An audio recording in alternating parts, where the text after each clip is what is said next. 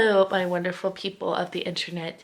Today I am going to be showing you some books that I have purchased recently. I would say over the last couple weeks. I have a variety of different genres and I am really excited for all of these, honestly. So yeah, I'm just gonna get right into it. And to start off, I'm going to show you, like, go off with a bang, honestly. And because this book that I'm about to show you is probably the thickest book I've ever purchased, and that is The Count of Monte Cristo by Alexandre Dumas. I have seen this on the internet, like different channels and people mentioning that they really enjoyed this and that it was just a fun adventure. But it is about this thick. I am really excited to read this.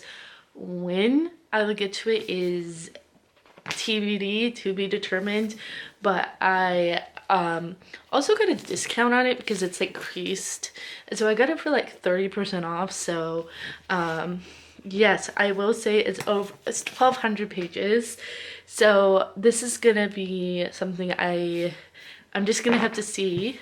But yes, I am very excited to read that. Then the next one I have is a anthology called All These Wonders, and it is I'll read the back. It says, "All These Wonders presents unforgettable true stories about risk, courage, and facing the unknown, drawn from the best ever told on their stages. Carefully selected by the creative minds at the Moth," which I guess is like, I don't know if it's a publishing house or what that is. But I am really excited. I think it's either that or a podcast or something. I just saw this and I thought it was really sounded really good. And I don't think I've not read too many like anthologies or like where different authors write like little short stories, but this sounded really good. And so yeah, I am looking forward to it, and I just like, also the cover is beautiful. Then the next two, I am going on vacation, and I'm thinking I'm gonna bring both of these on vacation. The first one though, I'm definitely going on vacation because bringing on vacation because I'm going to Canada, and I think that this book is perfect for a summer vacation in Canada. I have Icebreaker by Hannah Grace. I haven't really been interested in a lot of the romance books that I see, but this is, I am really excited for this, and I'm excited to take it on my vacation. This is basically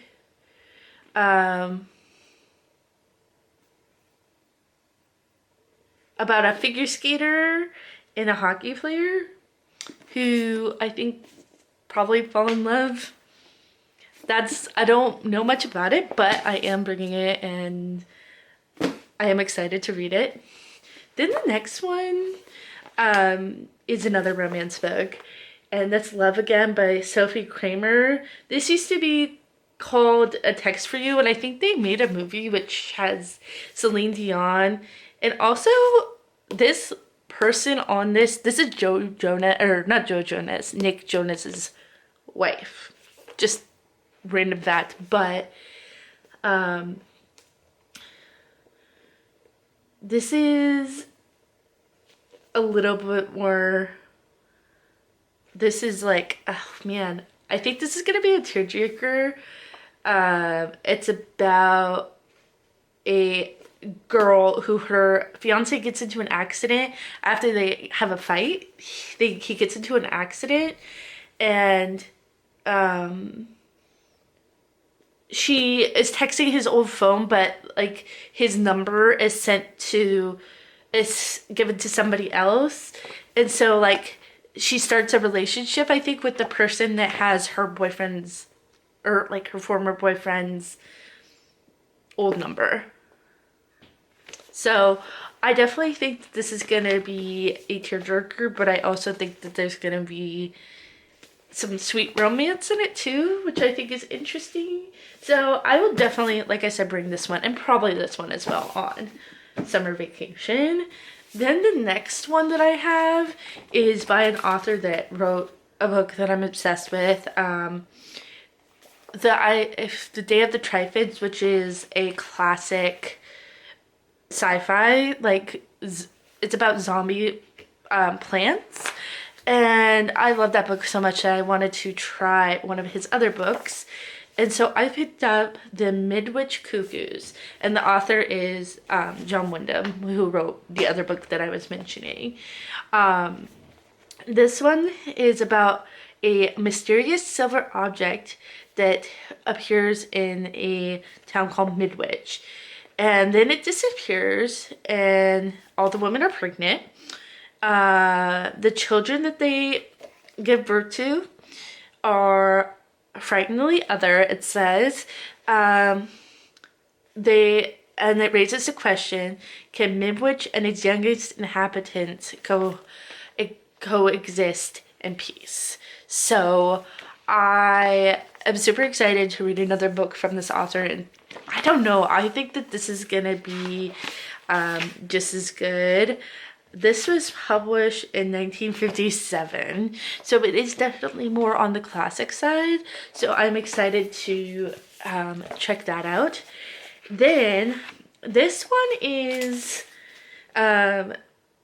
Grendel by John Gardner, and all I know about this one, it doesn't really have any like information on the back, but this is also a classic published in 1971, and it like kind of is a telling of sorts, retelling of Beowulf, which that's all I know, but that cover is very interesting. So not gonna lie, that's kind of why I bought it, because I was like, a kind of interesting cover there. And I have two books that have to do with Ireland. The first one is, and I didn't plan to have two books that had to do with Ireland, but this one is called Foster by Claire Keegan. She wrote another book that is really popular called, I think, All the Small Things. Is that what it's called? I forget what it was called. But this one took place in summer, so I thought, okay, I'm gonna read that. I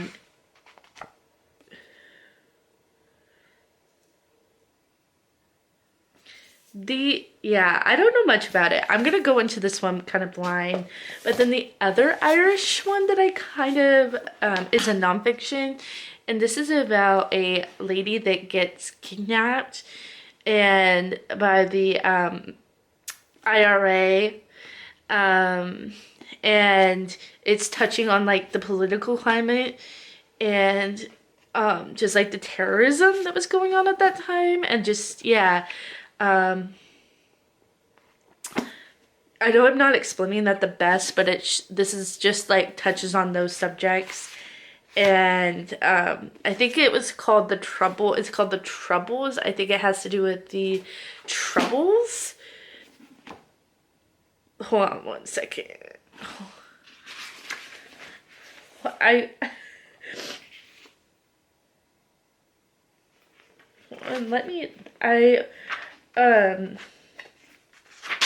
gonna have to edit this part out.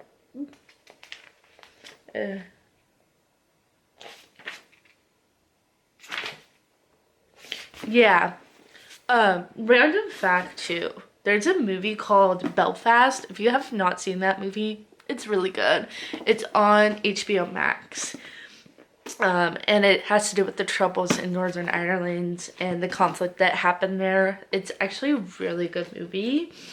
Highly recommend. The next one I have is The Devil in the White City by Eric Larson. I picked up this book because the bookseller was like recommended this, and he said even though this is nonfiction, it reads like fiction, and that's why he like recommended it so much, and he spoke about it with passion, like literal passion. So like I was like, I had to get this. Basically, this book is about Chicago in 1893. He writes about the tale of two men, the brilliant architect behind the I keep saying 1893 World Fair, and a serial killer who used the fair to lure his victims to their death. So, yes, I have never read Erik Larson before, but I love like historical fiction and just interesting history, so I am really excited to read that. Then this is also, honestly, this is another recommendation from the bookseller, and I don't know much about it, but it sounded really good. Obviously, otherwise I wouldn't have purchased it, but it's called The Book of Lost Things by John Connolly, and I think this is also a series, but this has to do with a child, a 12-year-old child who's grieving his mother, and he uses books to help cope. And the books are like starting to whisper to him, and he's taken to a world of heroes and monsters. And so, yes, I remember now. The bookseller asked me if I like Narnia, and I said yes. I grew up reading Narnia, so that's why he recommended this to me. He said I would probably like it, so I like the cover too, so I will definitely be reading that sooner than later. Then I got The Only Good Indians by Stephen Graham Jones. I think I've read a couple of his short stories, but I know that Books and Lala, this is one of her favorites, and I love Books and Lala. So, yes. I think he's from Canada. I'm pretty sure Stephen Graham Jones. Is he Canadian? I think he is. Does it say in there?